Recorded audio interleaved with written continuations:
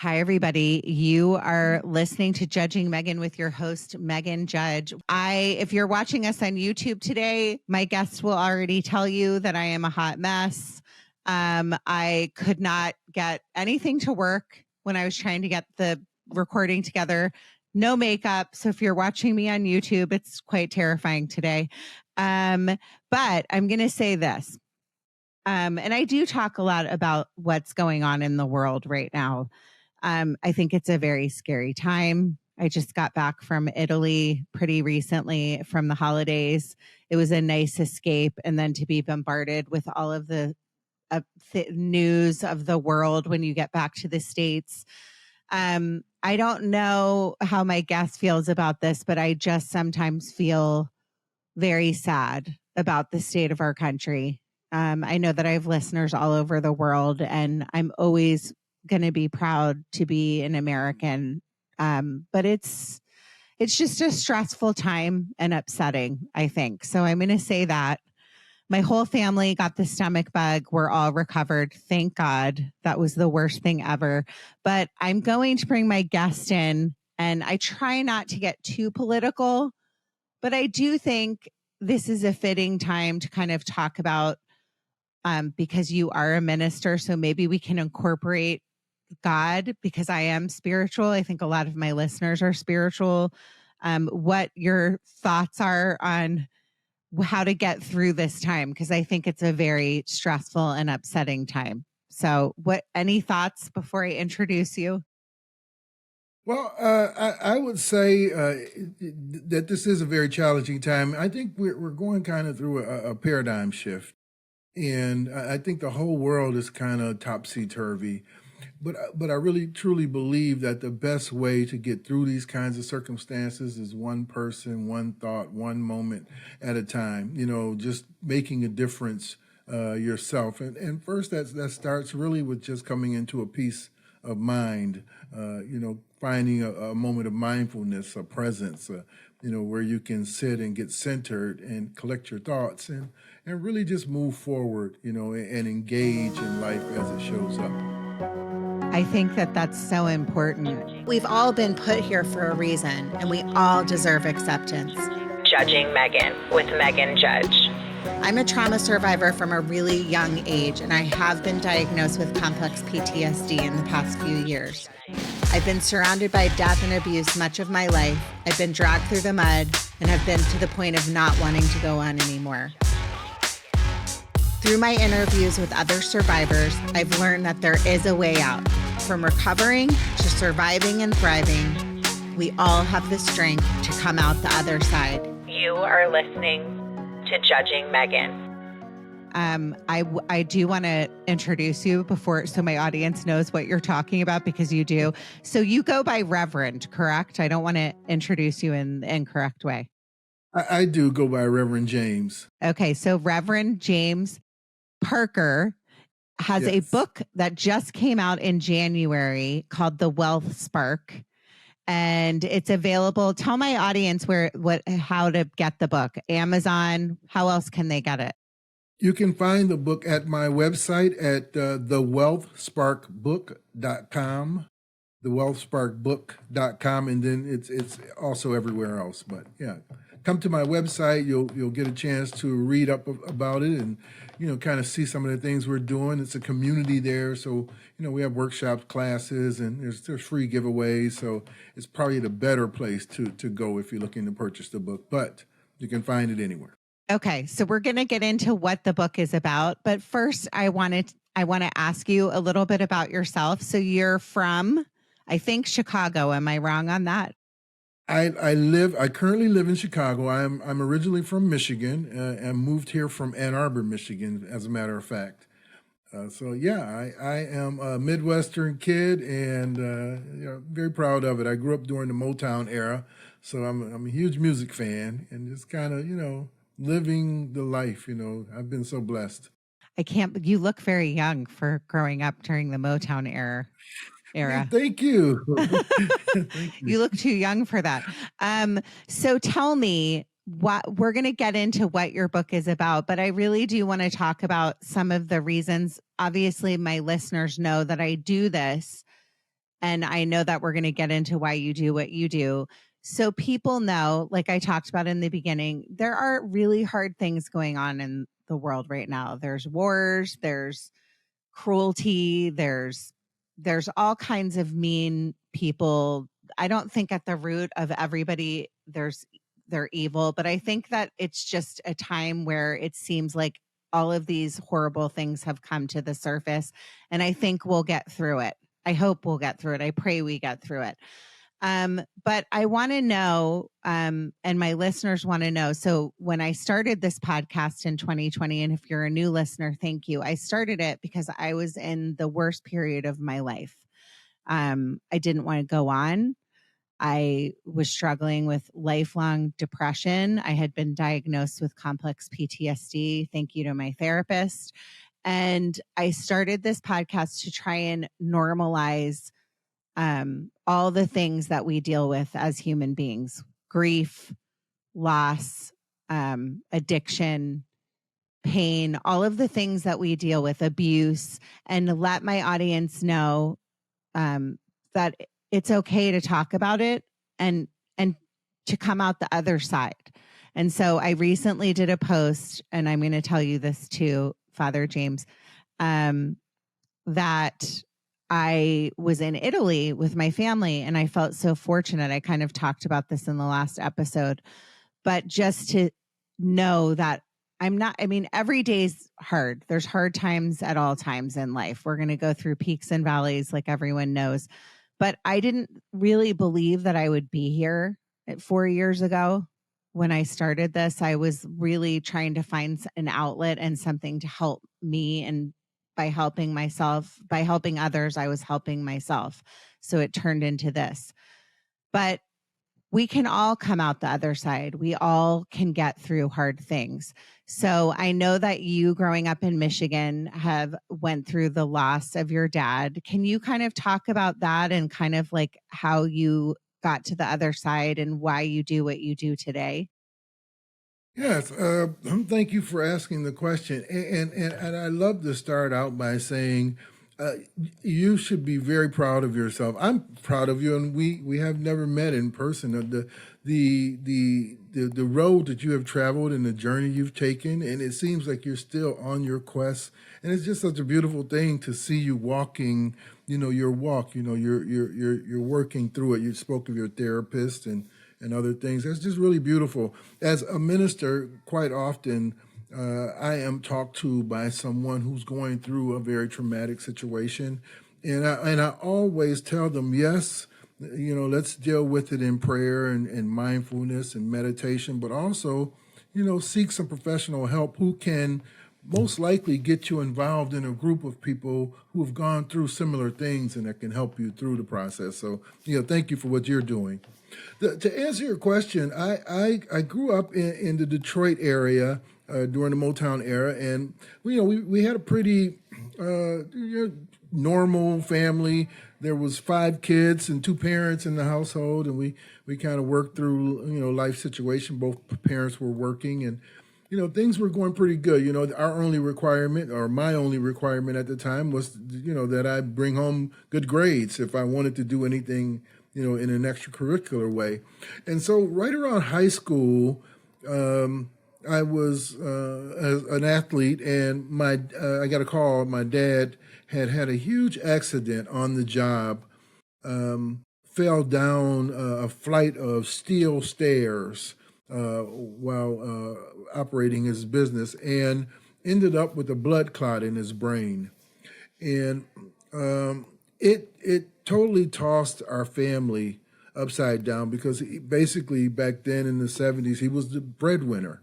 And so it became a huge challenge for my family, but for me in particular, because I was still at that age where I was trying to function, trying to figure things out, trying to, what is a man, and what does a man do, and so I kind of missed out on some of those things. And then my father, little by little began to decline. And it was a very sad thing to watch, watching him as this strong figure, kind of like a hero, turn into this feeble, man who could not even, take care of himself. And when he passed, he looked up at me and he said, "You have everything inside of you that you need." And he passed away, and my heart broke in that moment, and it affected every aspect of my life, the emotional pain from it, the grief, and being a child, not knowing how to deal with grief at all, no coping skills, no nothing, and kind of just shattered my world, and that led to me having to find myself again.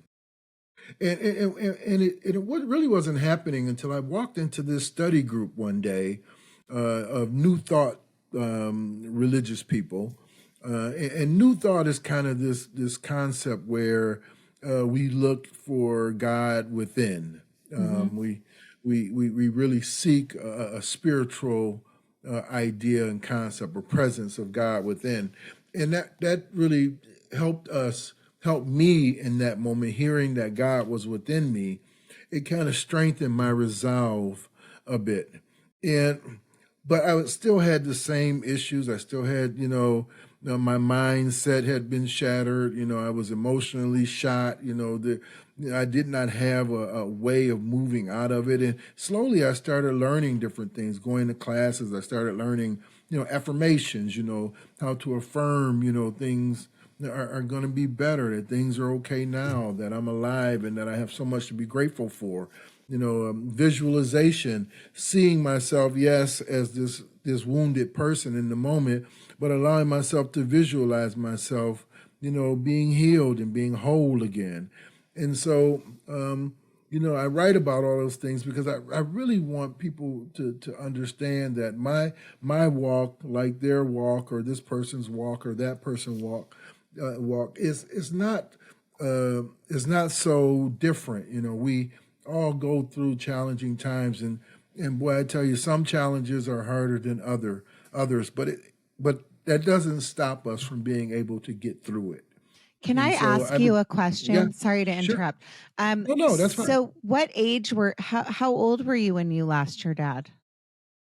I was right around 17 when I lost him. So Yeah. so I lost my dad at 13, and I think Oh, wow. it's hard no matter what, who you are. My Sure. sister, I think, was like 17, 18 when my dad died, and my brother was 10, and my other sister was like 15. So I've come Oh, from my 4. goodness. Yes. You were 5. So I know that that's really hard. It's hard on the boy, on the young man, because they're made to feel like they have this huge responsibility to care for the family. Also, Yeah. when you touched on what it's like to see your strong dad, Yeah. feeble. I went through that too, because my dad struggled for 9 months with leukemia and passed Oh, my away. God. So it's a Sorry to hear very that. hard thing when you look up to a parent to see them, your strong dad, struggle and suffer like that, and then you're kind of left. I love how in turn you took that and you went into a place of like, because most people, I don't think at 17, our brains aren't, especially for men and young boys, our brains are not fully formed. I think for boys now it's 29, and for women it's 27. To have the Wow, that young for boys, I would give them 39. But maybe yeah, that's you're just right. me. Yeah. But I find it really inspiring and amazing that you knew to kind of turn to that place. And were you spiritual growing up, and were you able to turn to God at a young age? I would love to know that.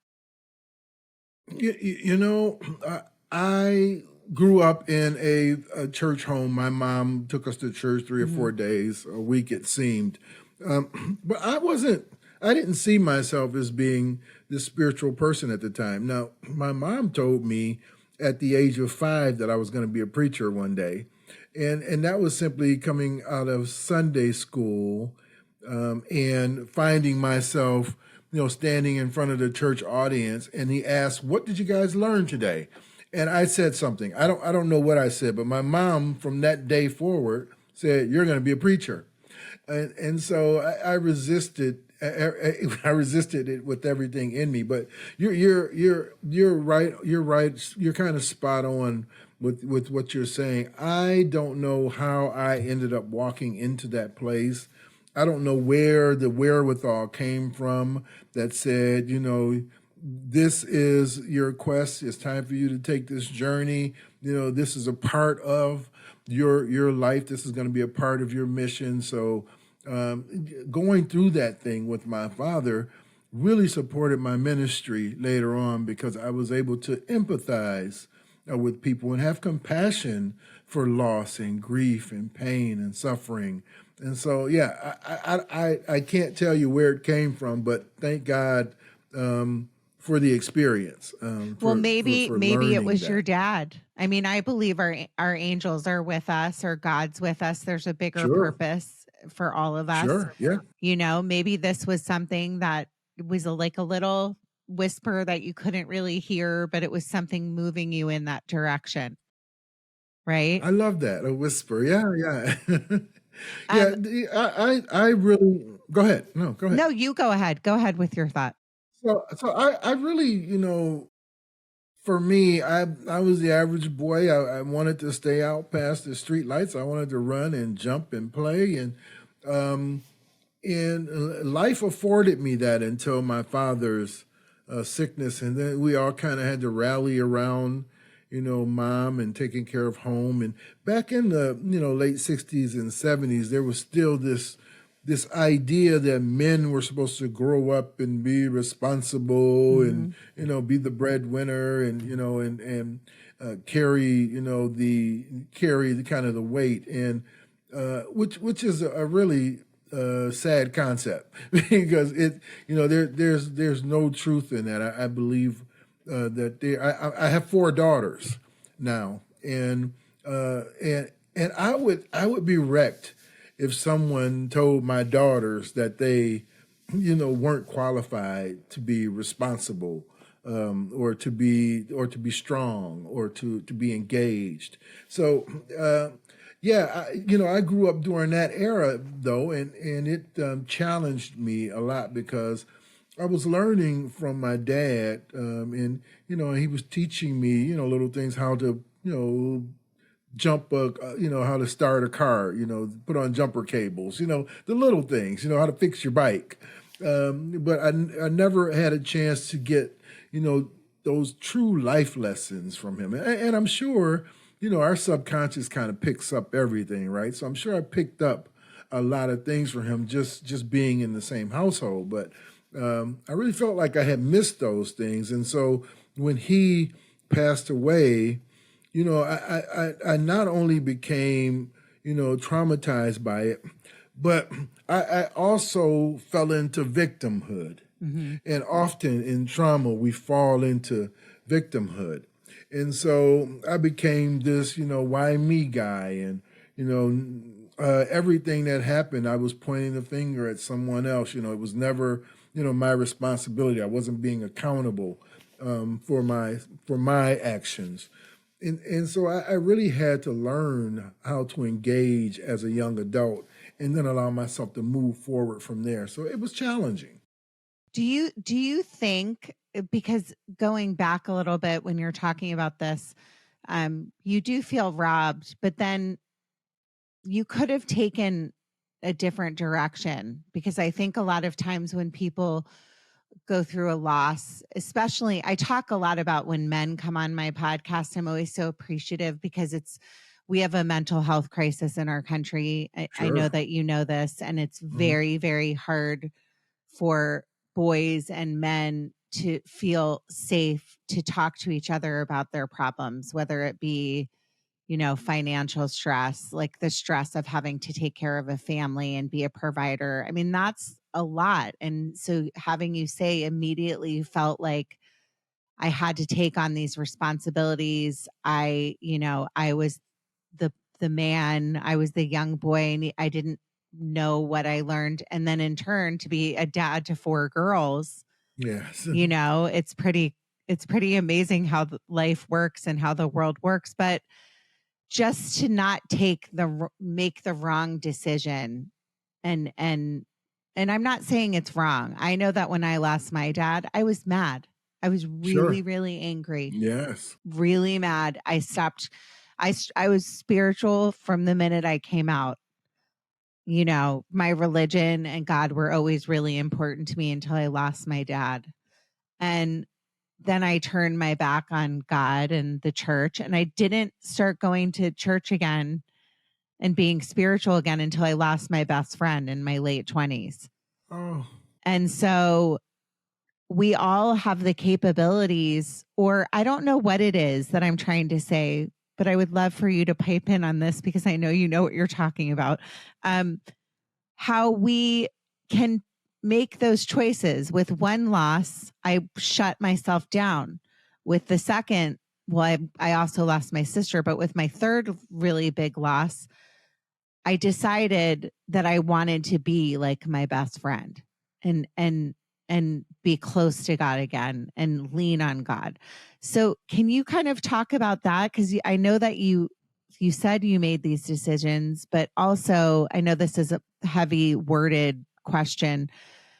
How boys in particular, men just can't talk about how they feel. So it's so important. And I'm always so appreciative to people like you that come on and really talk about these things. yeah. Well, I don't know where to start with that one. That was just, yeah. So, yeah. That's what So, happens when you're me and you have ADD. And I don't know, I've talked about it with my audience before, but I kind of go all over the place. I'm one of those people that's like squirrel, and I'll ask like one yeah, question and yeah, then it'll go in a different direction. But go ahead. If you can take yeah. any of those on, go for it. First, men. You're absolutely right. I think there's this unwritten, code of some sort that we're supposed to, kind of harbor our pain, kind of leave it, stuck inside of us and not talk about it with anyone, or that's a sign of weakness. And that is such a sad concept, simply because we now learn that the more we suppress, the more we hold in, the sicker we become. And it may start out as being sick in how we socially interact with people. We have our challenges, we have our heartbreaks, we have our different things. We build walls. And so, the moment we build it, we're building these walls, they don't necessarily come down when the next person shows up. Mm-hmm. So we're not letting anyone in. We're not allowing someone to really get to know us and to really get to love us. And that's a huge challenge. And it also feeds the other way, where we're not being the most loving person that we can, and not knowing, and most of the time it's unconscious.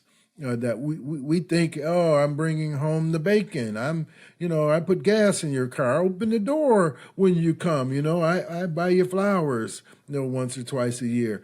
I'm doing my part, but no, there's an emotional part that we must do as men, and that part we're very limited in, because we've suppressed so much over the years, and we've watched, our parents suppressed, and they watch their parents suppressed. So it's kind of in our DNA as men, and that's a very sad thing. But also, I think that the biggest challenge for men in that situation is that we really don't want to be authentic, and being if you're not authentic, if you're not showing up as your true self, your real self, then you've basically been wearing a mask your whole life. And then when you want to take it off, when you're like, hey, I'm ready to be me, I'm ready to love, I'm ready to live, I'm ready to, find, the perfect mate, it's not so easy, because you've been living this alternate life. You've been in this different body, this different personality. And then, I'm trying to stick with squirrel. with your with your premise. I hope that And you can then, do that backwards. Do all of the oh questions, boy, and your memory is good if you can remember them all. Go ahead. no, I don't remember. Well, yeah, I'm gonna try. Okay. The way I started though was that trauma and stress and building walls and suppressing all of this energy inside of us. That's probably the leading cause of death for men. I know they want to say it's hypertension or cancer or all of these other things, but I actually believe that those things are simply the symptom of the disease. I think the true factor is that we've been holding in all of this pain, all of this negativity, all these limiting beliefs, and that's probably the leading cause of our early death. Men don't live as long as women because we're stuck in this cycle of believing that we have to be a certain way in order to be men. Yeah. And I truly believe that's a challenge. And that's why I am so happy to be a girl dad. I mean, oh my God, it has been my savior because it has allowed me to unconditionally love and to receive unconditional love in return. And so it's allowed my walls to come down a bit, and it's allowed me to become open. It's allowed me to sit on the floor and play with dolls with my girls, or dance around the room with them. And so it changed me. But all of us men need that experience. We need to learn. We need to come into both sides of the scenario. I think that's true. I mean, my husband's a girl dad too. And, good. Women and girls, we love to chat and we love to talk about our feelings, like that's Yeah. just how we are. So Sure. I think for him, it's a really good thing. He's a really good dad. I can tell you're a good dad too. Thank you. The second part of my question, which was very long, was the spirituality aspect of it. So I can't remember how I worded it because now it's been a long time and I haven't had enough coffee today. But just the spirituality of getting to like where you are today, the grief part. I mean, I brought in the piece about the men's mental health because Yes. I feel like on a daily basis, I'm picking up, my phone and looking at yesterday, I posted something about another soap actor took his own life, Oh, So goodness. Yes. I think it's really important, like you just talked about, that we talk about our feelings, we talk about pain, we talk about grief and loss and addiction, because so many young boys turn in the wrong direction. They don't know how to, Sure. they're left like to take care of a family, like in your case. And instead of turning to spirituality or doing what you did, they turn to, I'm done. I'm going to do Sure. something I'm not supposed to do because I'm mad. I'm angry. So tell me Sure. about that piece of it. So, a lot of, as you said, men don't really, young boys don't really mature until, late into their 20s and 30s. Mhm. And so during that time, they're easily influenced. And I think that the track is by finding out what that person is actually doing. What are they thinking? Like in 12 steps, they say, people, places, and things. If what people, places, and things are you hanging around, and that will tell me, how things are going in your life, and also for me in general, I just happened to be invited by someone to a study group. And I had nothing else to do in the moment. That it actually equates to that. If I'd had something better to do at that moment, I would have probably never gone in there, and I would not be in this situation. But that's kind of divine timing, divine order. I was meant to be there, and so when I walked into that place and learned that the Spirit of God is within me, it empowered me in a sense where I began to feel and see and know that there was more to life than I was looking at and that I had learned. And then I read a book called The Game of Life and How to Play It by Dr. Florence Shin. And she wrote it a long time ago. And it's just one of these simple, easy read, 100-page books, and it blew my mind. Like, the concepts were simple, they were easy to understand, and more than that, I was able to resonate with them. Like, yeah, I felt that way before. Yeah, that makes sense. I could see that. And from there, I began exploring more. I just became this student of it, and that led me to where I am today. But without a true cause, which we all have, if all we have to do is look within ourselves, we all have a cause. We all have a duty to ourselves, something that we could be doing. Some people struggle with, weight. Some people struggle with sleep. Some people struggle in relationships. Some people struggle, in their personal growth. But we all have a cause, and I think people just have to find their cause. And if you find your cause, something you can get passionate about, you can get through. Like you are with your podcast. I can tell how passionate you are about this, and you're good at it. You were made to do this. So yeah, I think when we find our cause, it's a healing. It brings forth well-being and wholeness and healing. I think that's true. I mean, I talk a lot about that life is a test. I mean, I really believe this. I hope I'm not repeating a story. Sometimes I forget what I talk about week to week, but I was walking with a friend recently, and we were in Italy, and I love history. I love finding out about how are those, I said this the last time, how are those buildings still standing? I don't understand it.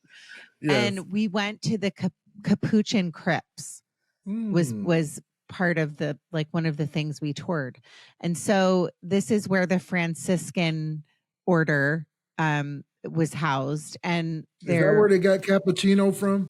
I don't know. That's a good question, but it's Saint Francis of Assisi is the order. I might be wrong on that, but I think I'm right.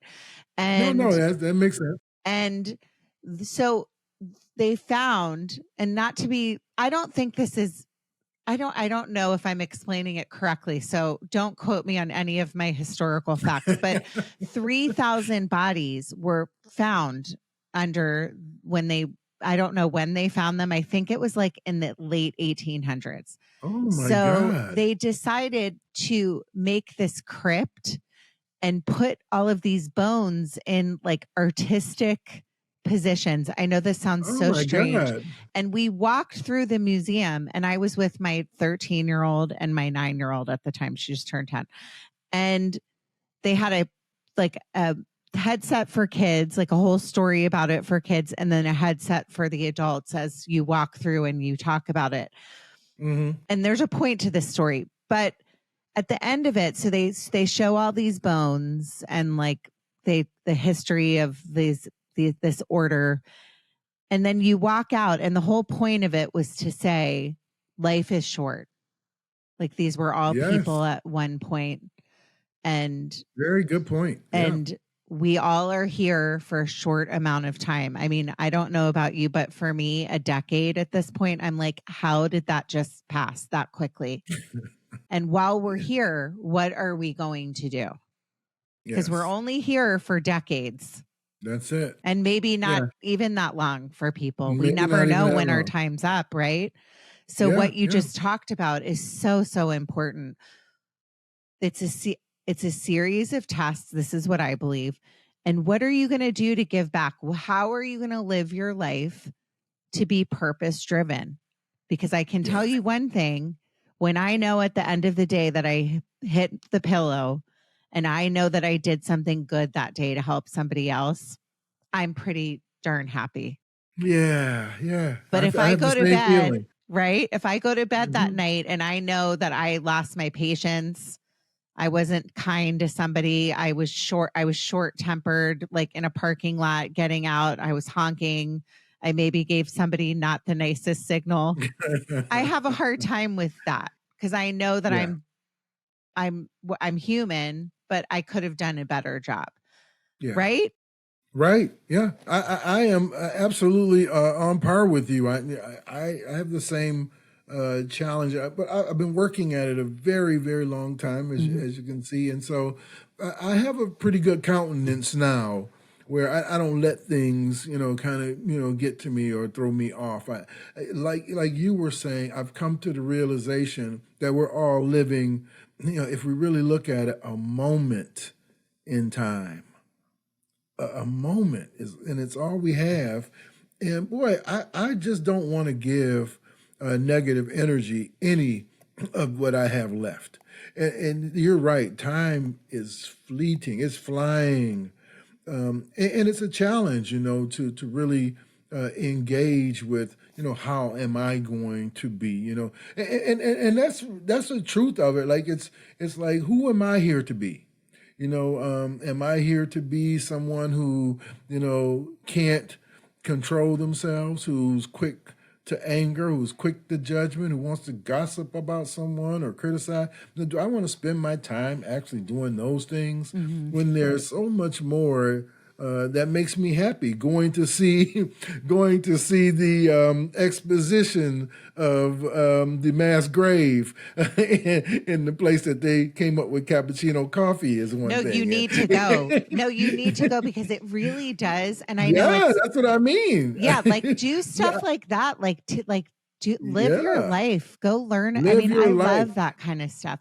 Okay, for the sake of time, I need to talk about your book. We need to hear about the book, Oh, and I want you to yes. tell my audience and myself a little bit about it Okay. and why you So wrote should it. I? Go ahead. Why I wrote it? So as a minister, well, it goes far beyond that. I was in business shortly after my father's death. After school, I went into business and was doing pretty good at it, and that moved to another business and another kind of business, and then I started a consulting firm, maybe a little over 2 decades ago, and so. I was helping others in their practice, and I started taking this purpose-driven track for business. Like we can be in business, and it doesn't have to be all about capitalism, and we can still make money, but we can also make a difference. As Gandhi said, "Be the change we wish to see in the world." And so from there, I kind of moved into ministry. I felt this calling, and I went to seminary, and in seminary, I kept feeling like something was missing, like something wasn't there. It was all about, people were thinking that money is the root of all evil, and there was a lot of challenges around finances, and people were in their counseling sessions were coming to me, or in their confessions or whatever, coming to me and saying, I am completely out of money. I'm broke. My life is, falling apart. My husband left me. My dog bit me. It's just thing after thing, and what I discovered was that there needed to be someone needed to talk about wealth, but in a different way, in a holistic way, and so I wrote this book, The Wealth Spark, and it's really about holistic wealth. It's about enriching every aspect of your life, not just your finances, kind of igniting a path igniting a path that defines not only your financial success, but emotional and personal success. So, wealth goes far beyond, what's in your bank account. You want to be wealthy in your health. You want to be wealthy in your relationships. You want to be wealthy in your own personal growth. And you want a way to sustain that. And so I took my experiences from spirituality and my experiences from the business world, along with all of my experiences growing up, and, did a lot of research and worked on it, and really began to define it in the book. And the more I was writing, the more it just started clicking. It was like, oh my God, that's so true, you know. And so it's really just an integration of all the elements that make us who we are and what we actually truly want to be. I love that. And also, P.S. everyone, you can't take it with you. That's right. right. That's right. So Yeah. there's so many stories of people accruing wealth and and that's all it's about. I was talking to somebody this morning about this exact thing where I grew up on the East Coast and in Potomac, Maryland, right outside DC, and it's it's people don't really talk about what they have. They just like have it and Sure. fortunate. There's areas like where people were very, all over the country, all over the world, people struggle with finances. But I think it's important to talk about like how that wealth needs to be incorporated into like how you're living your life. It's so important. And I think that makes you successful and whole, correct? Yeah. I think, and I absolutely believe that is correct. And I absolutely believe that the point you made, earlier about how, we have to get around, our emotional pain and how we are reacting to it. And we're the same way about money. If we in this society, in our American society, we are very attached to wealth and money. It's nothing wrong with that. We're attached to it. But the problem with being attached to money is that when something goes wrong or when there's an issue, which we all have at times with it, it causes us to go to the lowest of lows. We become emotional raw. We just become ruined emotionally, and so our minds started to wander into different places. We began to negatively talk to ourselves about things. We talk to ourselves more than we do to anyone, and we started this negative self-talk. And the negative self-talk is only going to attract people that are negative to us. And so all of these things we allow to lead us down this wrong path simply because we had a moment in time where money became an issue. And so I talk about in the book about how we really have to start looking at, financial issues as just, a symptom to the real problem. The real issue is we allow our mindsets to get out of place where we have these limiting beliefs and we start talking about our pain instead of talking about our progress. There's this old saying, don't tell me about your big problem. Tell me about your big God. And so many of us get lost in this place of searching for money. And then you find that there are people out there who are doing volunteer work, and it's such a great thing for them. You see people out here who are artists who have no desire for money at all, and they're excellent at what they do. And so I really want to get people to understand that we're not here for money. Money is here for us. And so if we use it, as a tool, then it will do exactly what we want it to do. But if we use it as a guide, as something that, we have to have, come hell or high water, then we're leading ourselves down a road of pain. Well, I think it's true too. I mean, we're as a culture in the United States, for example, we're obsessed, and many other countries, but use the U.S. We're obsessed with money and status and all of these things. And I talk about this a lot. So I happen to like nice shoes and nice bags, like many women do. And it doesn't matter how many pairs of shoes or how many bags I have. I'll get one. And then I'll be like, what am I going to look for next?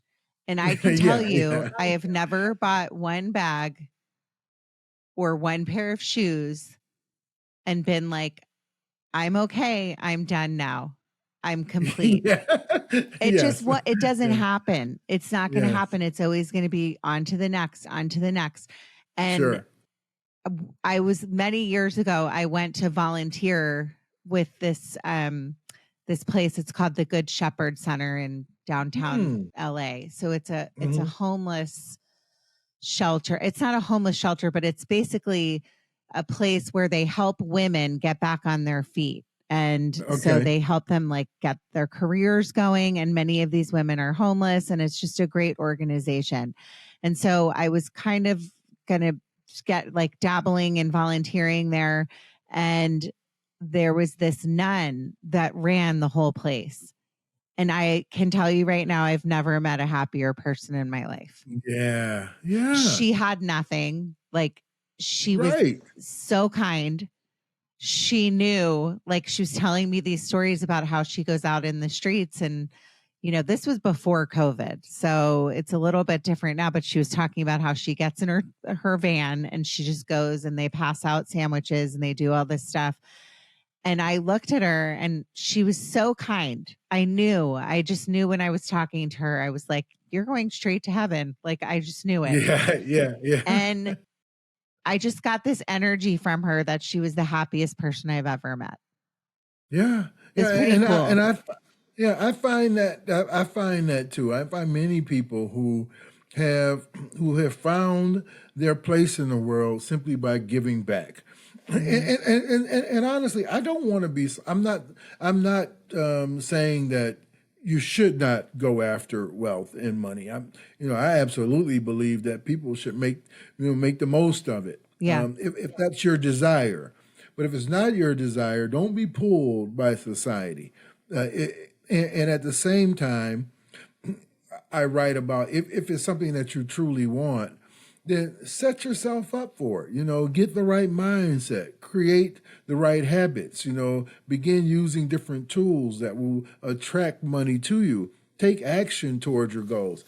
I tell a lot of stories in my book. I talk about K.V. Schweitzer, and I talk about Maya Angelou. I talk about a young lady named Malala, who was from Pakistan. You may have heard about it years ago, who was working toward women's education and around the Taliban, and ended up shot in the head. She went through the most traumatic situation ever, but she came back from it. Still got involved with her cause and ended up getting the Nobel Prize at the age of 17. So there are ways out here for us to engage and to be successful. And it doesn't have to be just one way. Why not integrate them all? Be successful in your health. Be successful in your relationships. As I said earlier, have a holistic success, not just financial. Don't just pigeonhole yourself into money.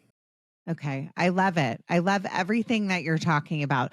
Where in closing can my listeners find you? Can you repeat your website and all of that information for them and where they can get the book? Yes. My website is thewealthsparkbook.com. That's thewealthsparkbook.com. And if you come there, we have a lot going on. There's workshops, classes, there's, free giveaways. I give away 50 affirmations for people to use and I have a lot of stories and blogs there for people to read. And it's just a fun place to be for me. And it really, for me, it allows my own goodness to happen. I feel great about this project because I feel like if I can help one person move forward, like Dr. King said, if you can't fly, then run. If you can't run, then walk. If you can't walk, then crawl. But whatever you do, you have to keep moving forward. And I just want people to move forward, to really engage in your life and enjoy your life because it's not going to be here forever. I love that quote. That's one of my favorite quotes, by the way. Good. Okay. I want to ask you one last question because I talk a lot about spirituality and signs. Do you believe in signs? Like in science or signs? Signs. I absolutely believe in signs. Okay. Do you have a sign? Because I know you lost your dad or anybody do you have a sign that that they're with you? I love to ask people this question. That is an amazing question. I absolutely believe that they're always with me. But I'll tell you, I've never told anyone this story. There are times when I'm like just walking around home or something, and a door will creak or something will happen. It's just something weird. The foundation may shift. At least that's what society says it is. I'll speak to it. Like if the door just happens to close, I'll say, you're welcome in here. Just be nice, And so I absolutely believe that our ancestors, our parents, the people we love are walking with us. And like you said, there are angels in leading us in the right direction. I've, like you, I'm sure I've had moments where something worked out and it was not me. I didn't do it. It just worked out. And I'm like, that's something else. That's that's an angel. That's my guardian. That's my life. Well, it was just a true honor to meet you today. I think you're a very the special pleasure person. Was mine. Yeah, and I cannot wait to read your book. I can't wait for my audience to read your book. And in closing, everyone, be happy by making other people happy. Yes. Thank you so much. Thank you. Judging Meghan with Meghan Judge.